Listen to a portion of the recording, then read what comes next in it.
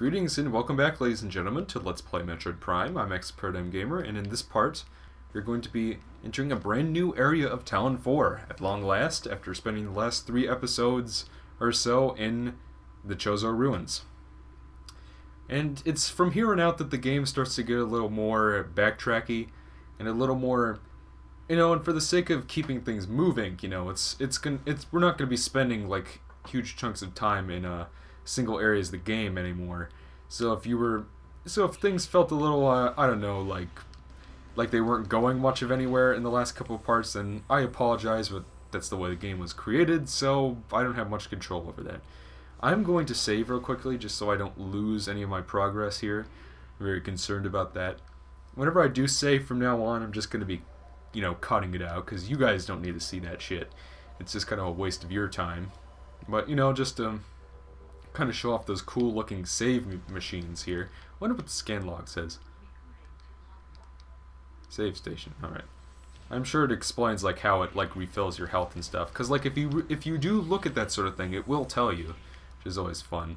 I'm gonna let these shriek bats die before I scan this brand new enemy. This is a Grisby, subvolcanic carrion feeder. Carapace can be breached by missiles. The Grisby's carapace has been fused together by superheated air. This barrier stands up to everything but concussive blasts. Its intelligence is limited to instinctive scavenging patterns. Shoot it with a missile, it blows up. Sound familiar? A lot of enemies in this game are like that. And so, we're going to be... And over here is another new enemy.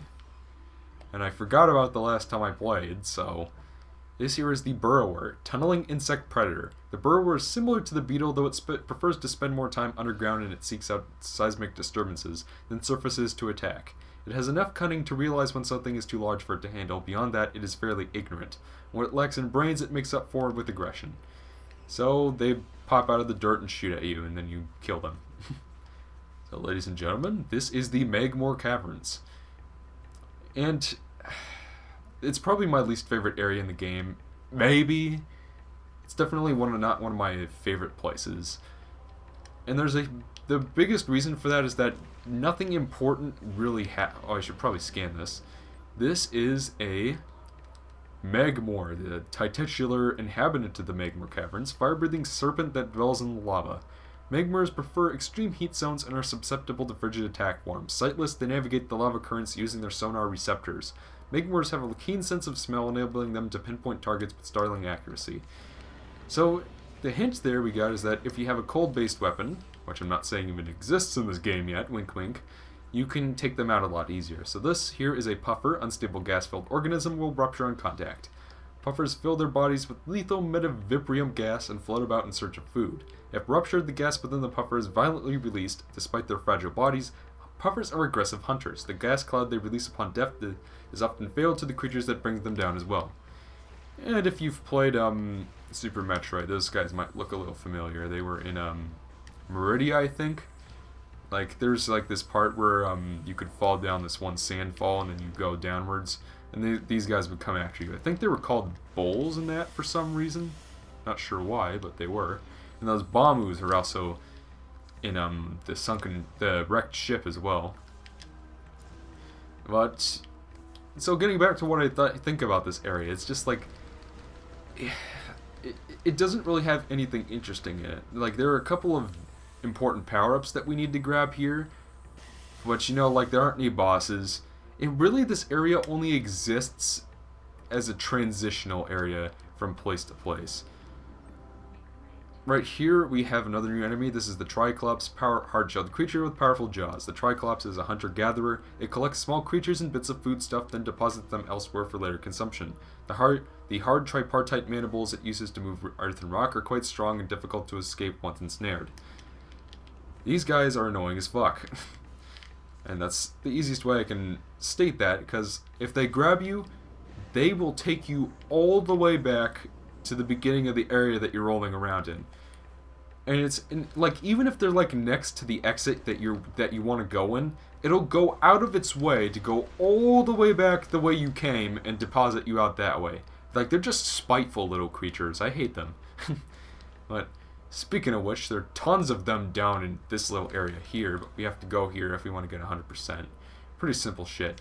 The best way to deal with them is to drop a bomb when you're kind of close to them, and it'll somehow end up in its mouth and blow it up. You want to kill these things, because, trust me, getting caught by them, it's just an extravagant waste of time, so don't let it happen.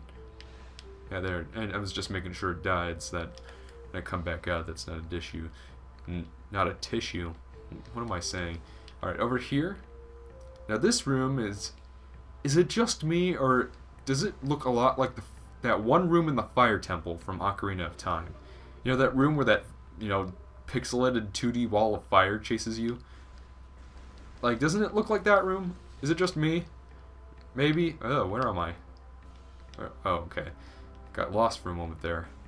I have the brightness turned up all the way, and I can still bear it. Because, like, I don't like playing games when it's, like, super dark, which is another reason why I don't care for survival horror, if you remember. Yeah, like, the Magmore Caverns, it's just, like, getting back to what I said about the whole backtracking dealio. You know, it's great in that it keeps things moving, and you're not, like, in one place for too long, and it keeps you from getting bored, I guess, but at the same time, like, we're going to be walking through a bunch of these same rooms, like, a bajillion million times before this playthrough is over, ladies and gentlemen, and honestly, you get kind of sick of it after a while. You really wish that you didn't have to walk through. Like, the most egregious example I can come up with is when we first entered this area, there was like a little elevator room with like little elevators stuck to the sides of the walls. I'm gonna scan this real quick. We've seen these guys before, but no, I figured it wouldn't give us the correct scan entry. These are auto defense turrets. They're weak to missiles. I think you can shoot them regularly, but it does not do nearly as much damage. I've always wondered why they have those little screens on the side. Like, what are those for? Is it... Because, like, all it really does is alert the enemy that, oh shit, I've been sighted. But I guess they'd be shooting at you anyway, so it doesn't really matter. You know, at any rate, oh, I guess, yeah, okay. You know, it's... Like, that room at the very beginning, there were, like, elevators stuck to the sides of the wall, like, right before the main elevator that takes you back to the Chao Ruins. I swear to God, you go through that room, like, 20 fucking times before this game ends. And every time you do, you have to wait for the fucking elevator to stop moving so that you can climb up. And it's just so tedious. Like, you get so sick. Like, you don't have to do this in Prime 2 or 3. You don't have to, like, sit around and wait like a moron. I don't know. I don't care for this area that much. This thing right here, if you're playing the GameCube version, it's absolute hell. Because this thing down here, if you blow it up, you fall in the lava. But you need to blow it up in order to get up here. And it doesn't... It just... Alright, hold on. I need to time this properly. There we go. So it's just like there are 3 of these things, and if you fall down any of them, you have to redo it. And of course, like, falling down, you might end up in the lava, like if you missed the first one. There we go, got it. But it's well worth it anyway, because you get an energy tank, but... Now that's just another one of those subtle, small reasons why I prefer the Wii version. There are many people out there who are just like, oh, motion control, automatically bad. Oh, by the way, we're going to a new area already. Which is nice, you know, a lot of new stuff in this part. Can't say that that's ever a bad thing. But, unfortunately, we're not going to be here for very long. Which I guess helps keep things moving, because, like, it's only now that I start recording, and, you know, like, I actually have to start commentating, that I realize just how long that first part in the Chao Ruins is. It's like an hour, almost, like 45 minutes worth of gameplay. And yes, this is another brand new area of the game, the Phendrana Drifts. And unlike Sector 2 from Other M, it's not boring and fuggly looking. I think that was like one of my favorite little quips in that review. Over here is, you want to go here first. New enemy. This is a Crystallite, territorial cold weather scavenger. The shell of a Crystallite reflects beam weapons and can only be cracked by a concussive blast. They hang upside down in an ice cave during their larval stage. Moisture runs off its body and forms the hard ice shell, which the Crystallite retains for the rest of its life. So basically they're gamers, except they're not. Or zoomers, rather. You don't actually have to roll through there to activate that. That's a switch. You need to activate it in order to move on with this area, so you want to do that.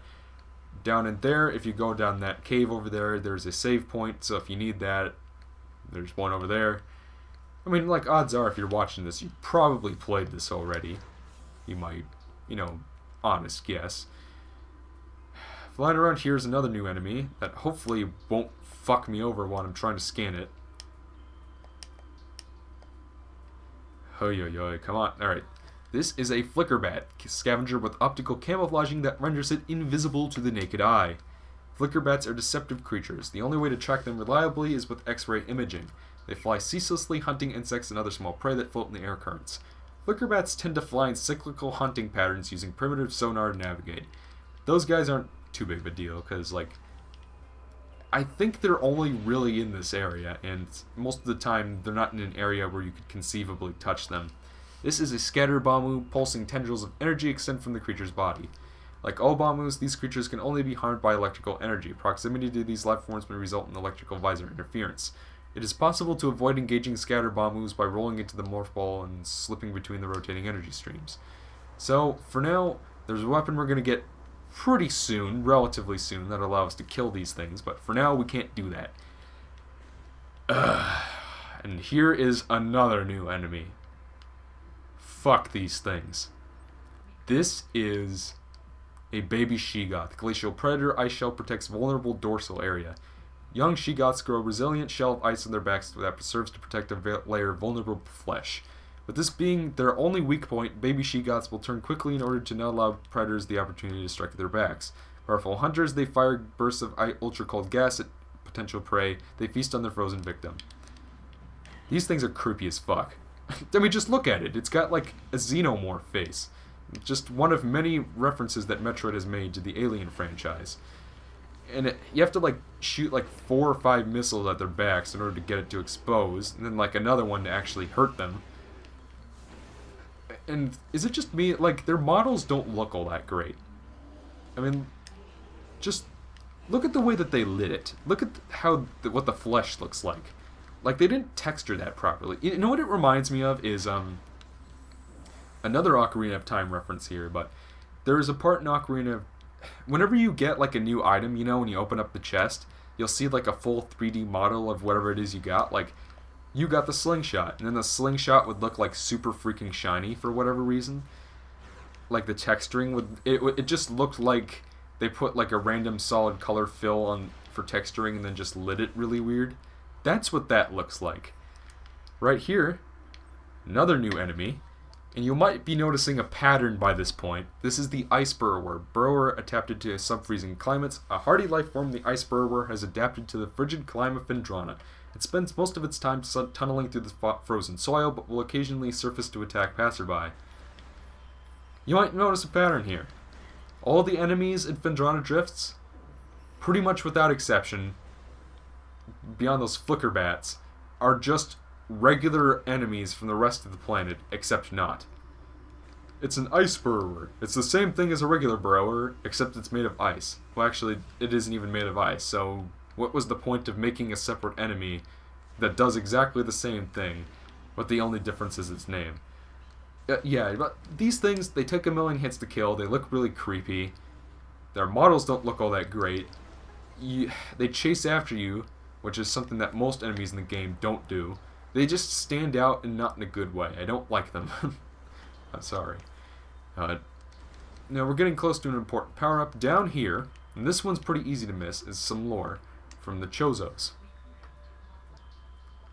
So many creatures suffer beneath the blight upon the land, and we Chozo are no exception. But for all of our pain, we can at least believe in the promise of the future.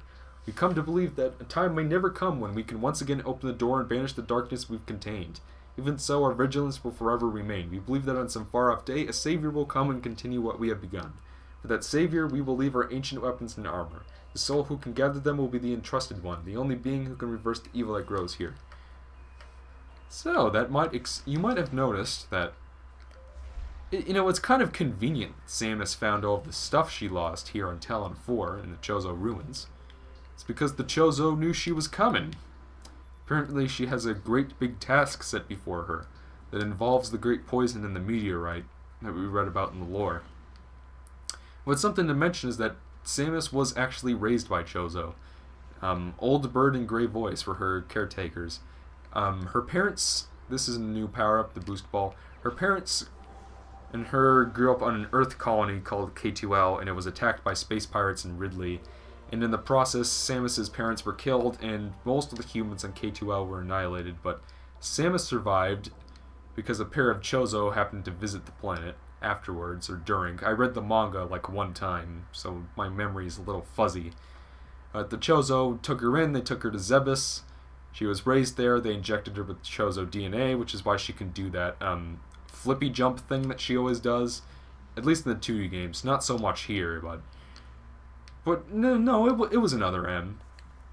I mean, like, that's why she's so acrobatic, that's why she's so strong, the Chozo DNA inside of her. And they also gave her her battle suit, her power suit, rather. So it would make sense that the Chozo would be able to, recreate some of her old weapons and leave them for her. But, I always thought that was a nice touch from a story perspective. But, you know what,